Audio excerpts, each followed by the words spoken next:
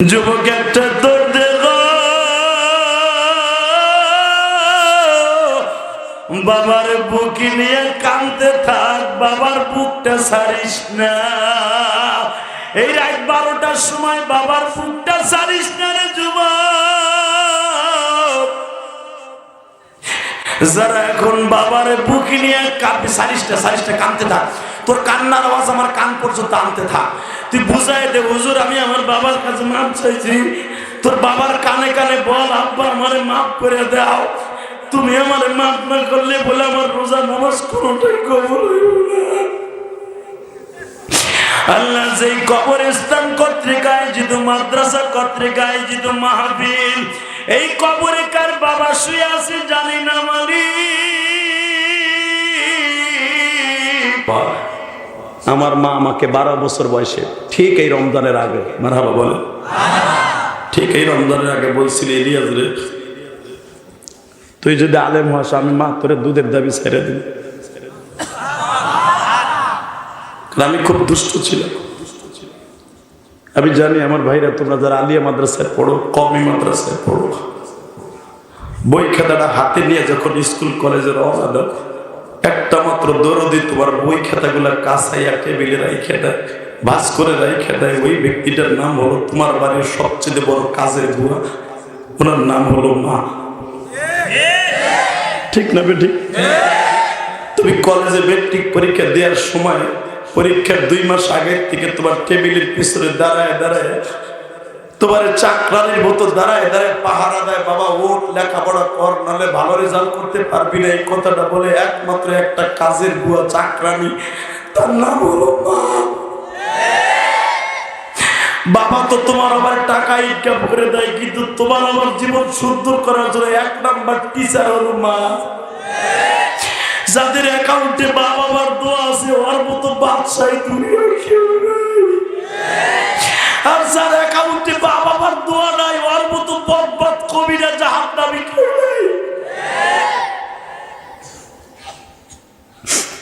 আজকে সারাটা দিন একটা ছেলে আবার খেদমত করছে, ও বলছে ওরা আমারও মা নাই।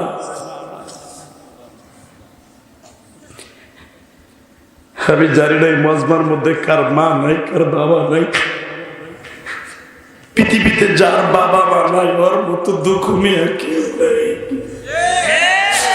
আপনি স্বর্ণের খাটে ঘুমাইতে পারেন, রূপার প্লেটে খাবার খাইতে পারেন, হীরার আংটি হাতে দিয়ে 5টা আঙ্গুলে 5টা লাগাইতে পারেন, কিন্তু মা দুঃখিনী সেই সেরা চাদরটা গায়ে দিয়ে স্কুলে গেছিলেন, ওই স্বর্ণ স্থান পুরো হবে না।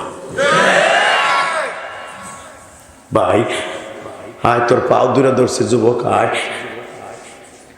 তোর যদি রোজাটা কবুল করাইতে চাস, রমজানের আগে মা বাবার হাতে পাও ধরে তোর মাপটা চাই, তাহলে তোর রোজাটা কবুল হইব। নাহলে আইকাপ চ্যালেঞ্জে কোরআন ধরে বললাম পৃথিবীর কোনো মুক্তি নাই, এমনকি আমার নবীও ফটো দিতে পারে নাই যে তোর মা বাবার বরদত অ্যাকাউন্টে থাকলে তোর রোজা কবুল হবে।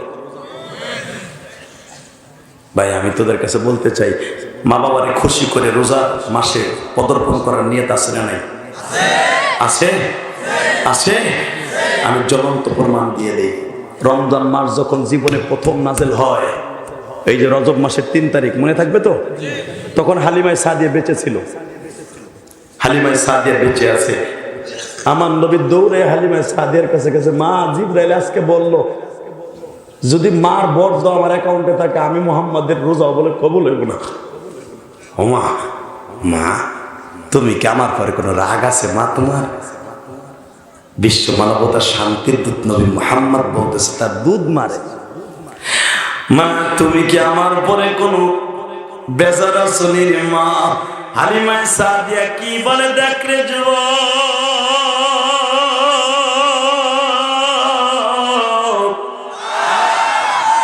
বাবা আমি আপনার পরে কোনো বেজার নাই, বরঞ্চ আমি আপনার হক আদায় করতে পারি নাই। আপনার যখন দুধ পান করাইতে আমি মক্কার থেকে 17 দিনের মাথায় লয়ে যাই, মক্কায় কোনো মহিলা আপনার দেখে নিতে চায় নাই, কারণ সবাই জানতো আপনারে দুধ খাওয়াইলে ভালো উপযুক্ত উপঢৌকন পাবো না, এনাম পাবো না, বেতন ঠিক মতো আপনার মা দিতে পারবে না, কারণ আপনার বাবা নাই। আমি হালিমাও প্রথম বলছিলাম এই বাচ্চা নিয়ে লাভ নেই, কারণ ওর বাপ তো নাই, ওর পয়সা দেবে কেনা, আর দুধের পয়সা দিব কেনা। কিন্তু আমার স্বামী বলছিল, দেখ রে হালিমা, বাচ্চাটা থুয়ে যাস না, তুই তাকায় দেখ, বাচ্চাটা তোর দিক তাকায় ফেল ফেল করে চাই, আর বলতে চাইতেছে, মা তুমি আমারে থুয়ে যাও, তুমি যদি আমারে নিয়ে যাও, পৃথিবীর শ্রেষ্ঠ একুশ জামরুদ তুমি পাবা। হালিমার স্বামীর কথা শুনে হালিমা তখন আমার নবীর কোলে নিছে। আপনাদের জানা আছে উলামা একরাম, হালিমা যখনই আমার নবীর কোলে নিছে, এই রহমতের নবীরে, হালিমার স্তনে যথেষ্ট পরিমাণ দুধ ছিল না, এবং হুজুরের আর একটা দুধ ভাই কোলে ছিল, তার বয়স ছিল 1 বছর 3 মাস 13 মাস 12 মাস আর 15 মাস, তার বয়স 1.5 বছর।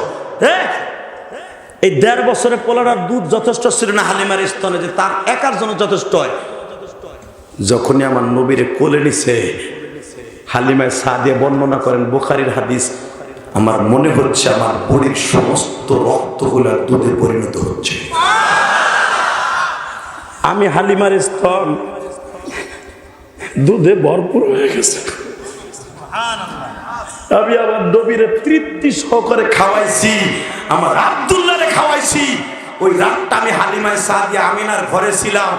আমার আব্দুল্লাহ 15 মাস জন্ম নিছে, 15 মাসের ভিতরে ঠিক মতো পেট ভরে দুধ পায় নাই, বিদে সারা রাত কান্ত দুধের অভাবে আমার আব্দুল্লাহ সারা রাত দুধ খাইয়া ঘুমাইছে, মুহাম্মদও ঘুমাইছে।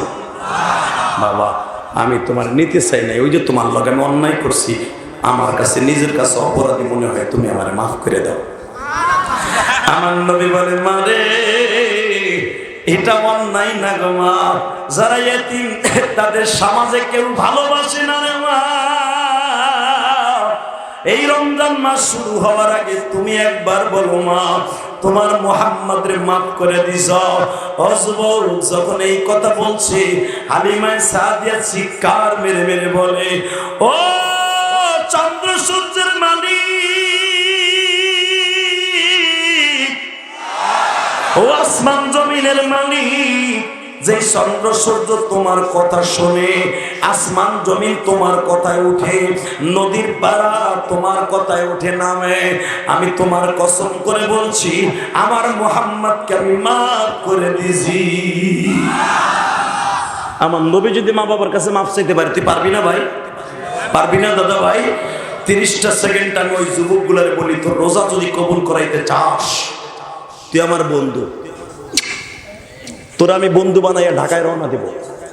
যদি আমি জান্নাতে যাই, তুই আমার সাথে যাবি, যাবি আমার সাথে, তুই নিবি আমারে।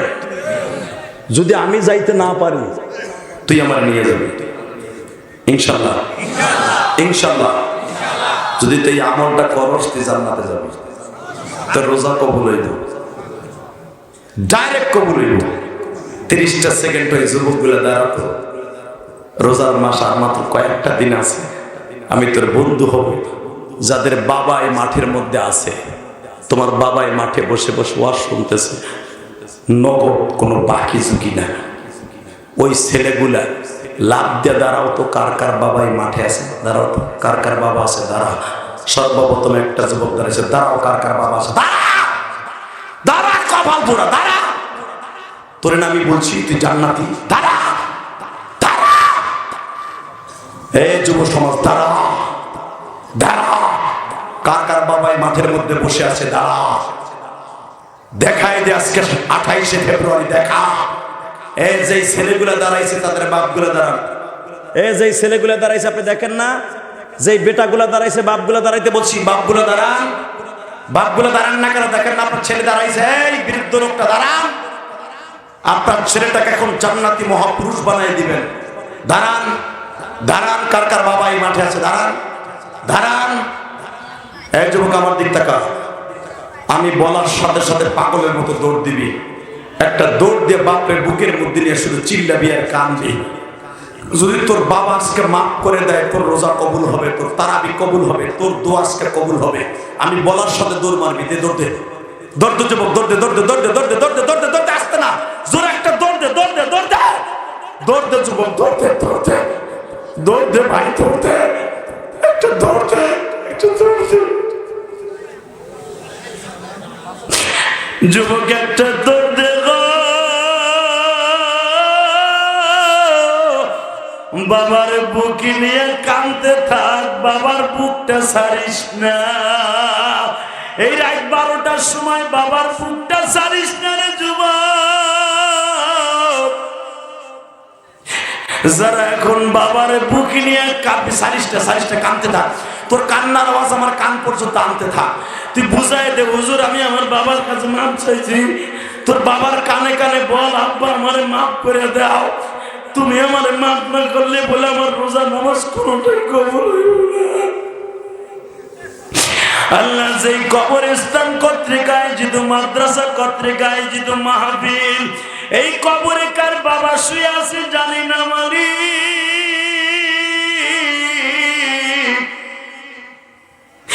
কার জানো দাদা দাদি শুয়ে আছে, তাকা দেখো এই আতাই গুলা যুবক গুলা কেমনে কান্দে। আজকে 28শে ফেব্রুয়ারি তোমার কাছে রেখে গেলাম এই মাহফিলটা। যেই যুবক গুলা তার বাবার বুকে নিয়ে কান্দে মালিক রে, অনেকের তো বাবা নাই, তারাও কান্দে। আল্লাহ যাদের বাবা নাই তুমি তাদের মাফ করে দাও না আল্লাহ। কবরটা জান্নাতের বাগান বানিয়ে দাও না আল্লাহ। আমার ডাইনে বামের অতিথি বীরেন্দ্র সবাই কান্দে।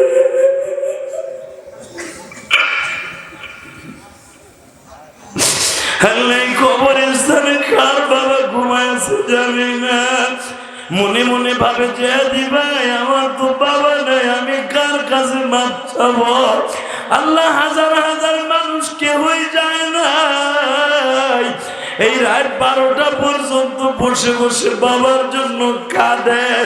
আল্লাহ এদের বাবা তো নাই, কার কাছে মাপ চাইয়া রোজাটা কবুল করাবে। যারা এখন বাবার কথা মনে করে কাঁদবে, এদের বাবার কবরটা জান্নাতের বাগান বানায় দিবা। বসো ভাই, বসো, বাবার এনে ওইখানেই বসো। দেখো আমার ডাইনে বামে সবাই কাঁদে। পৃথিবীতে সব সন্তানগুলা মা বাবার কাছে ধরা। পৃথিবীর কোন নবী নাই যেই নবীটা পর্যন্ত বাবা মায়ের কাছে ধরা না।